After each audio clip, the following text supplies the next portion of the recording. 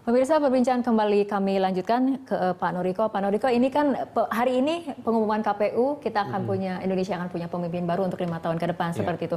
Nah, ini berbeda dengan 2 pemilu sebelumnya, di mana kemudian pergantian pemerintahan, tapi kan pemimpinnya sama seperti itu. Pak SBY kemudian melaju 2 periode. Untuk kali ini pemerintahan baru, pemimpin baru, seperti itu, sosoknya yang baru.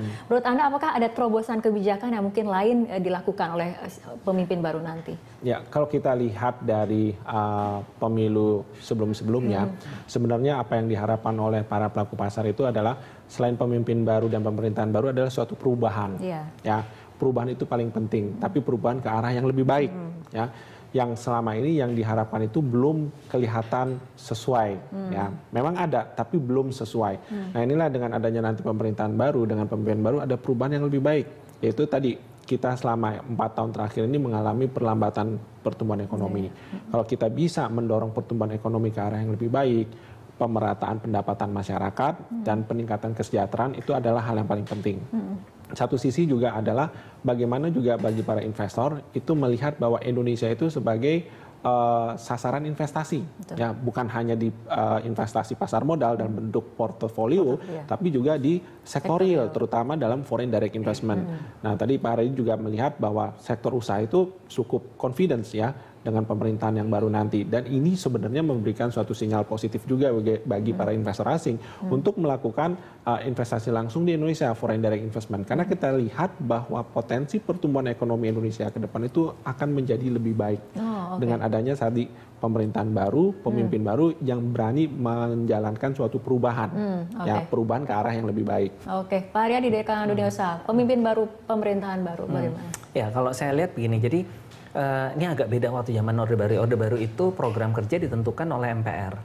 Kita punya GBH 5 tahunan. Ini sekarang walaupun kita punya program rencana jangka panjang dan menengah ya, itu tetap bagaimana presiden yang akan eksekusi, dia punya program sendiri. Nah, jadi ini yang apa kita yakini tadi ada perubahan baru. Memang kita lihat bahwa sepintas kan kita bisa lihat bahwa memang programnya Pak Jokowi ini lebih bisa dieksekusi, dalam arti kata lebih kelihatan dekat pada kondisi yang ada gitu. Jadi ini yang kita harapkan itu. Jadi yang kita harapkan adalah program-program ini benar-benar bisa dieksekusi dan betul-betul memberikan ruang lebih banyak adalah untuk meningkatkan daya saing dan pertumbuhan ekonomi kita. Kita sama-sama tahu loh, ini sekarang situasinya agak serius karena daya saing kita kan semakin melemah. Apalagi kalau kita bicara di sektor industri padat karya itu udah yang habis itu banyak.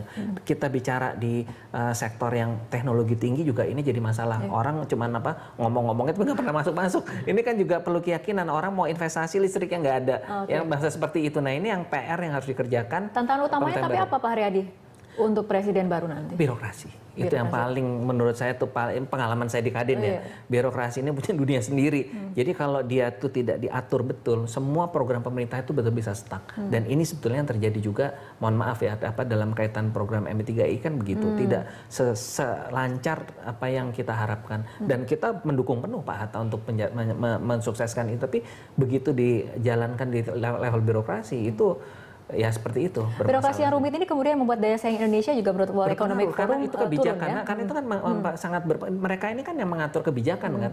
Bagaimana kalau melahirkan kebijakan justru yang menimbulkan distorsi atau menimbulkan beban di ekonomi. Itu terjadi banyak sekali Mbak, mulai kebijakan di energi, di fiskal dan sebagainya, itu kita udah kenyang gitu. Jadi untuk pelaku usaha tantangan utama adalah birokrasi, bagaimana memotong seluk-beluk. Bagaimana supaya ini bisa lebih efisien. Kita harus Indonesia Incorporated itu kan nggak bisa cuma swasta aja, pemerintah harus bareng dong. Kita harus bergandengan tangan mensukseskan itu. Itu tadi yang namanya transformasi birokrasi itu perlu. Ya, kita juga belum tahu bagaimana nanti transformasi birokrasi itu kaitannya dengan programnya Pak Jokowi, yaitu revolusi mental, dan itu paling penting ya. Karena dengan begitu kan berarti juga bisa membantu di pelaku pasar, terutama juga pasar modal ya. Bagaimana penyederhanaan proses birokrasi itu yang memudahkan para investor untuk berinvestasi di Indonesia. Nah, itu tadi transformasi birokrasi itu harus betul-betul dijalankan. Tapi saya belum tahu bagaimana nanti itu implementasinya dengan yang program Pak Jokowi yang kaitannya dengan revolusi mental. fundamental kaitannya nanti dengan transformasi birokrasi tadi. Tapi dari program pemerintahan sebelumnya, menurut Anda apa kemudian yang harus dilanjutkan oleh jika kemudian KPU mengumumkan bahwa Jokowi JK menjadi Presiden Indonesia ke depan? Saya pikir mungkin program-program yang sudah baik, yang sudah dijalankan oleh pemerintahan sebelumnya itu wajib terus dijalankan ya. Terutama yang kita lihat adalah perlunya kita membangun pembangunan infrastruktur ya yang akan menopang pertumbuhan ekonomi kita ke depan. Tetapi juga ada hal yang menarik yang kami cermati itu adalah bagaimana kita juga bisa membuat ketahanan pangan dan ketahanan energi. Itu suatu hal yang paling penting di samping juga ketahanan nasional kita. Karena ini adalah hal yang paling penting, esensi kemandirian bangsa kita. Dan kalau kita memiliki hal itu dan pemerintahan yang baru itu betul-betul punya komitmen yang kuat ya, dan itu saya kira akan memberikan juga sentimen positif ya. Dan kita harapkan juga dengan demikian investasi yang masuk ke Indonesia itu semakin deras.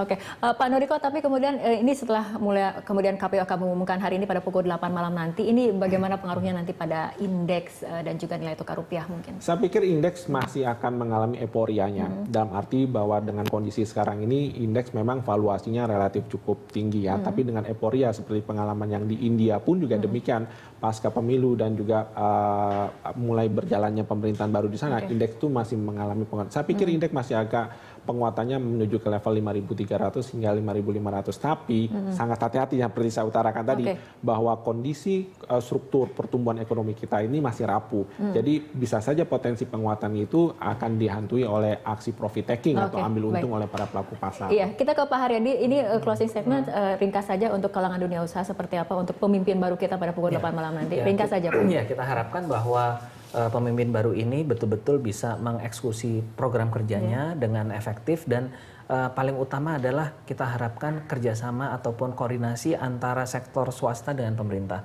Jadi hubungan yang selama ini juga cukup bagus kalau dengan Presiden SBY, tapi tadi saya cerita problem lebih banyak di birokrasi. Kita harapkan ke depan koordinasi yang lebih baik ini di follow up dengan tindak lanjut eksekusinya. Saya pikir itu yang paling penting. Ya, kita tunggu bagaimana pengumuman dari KPU pada pukul 20 waktu Indonesia Barat nanti, dan kita harap apapun keputusan dari KPU ataupun pengumuman yang dilakukan oleh KPU situasinya kondusif ya, karena ini sangat berpengaruh pada perekonomian Indonesia itu sendiri. Baik, terima kasih Bapak-bapak telah berbincang bersama kami dalam Breaking News.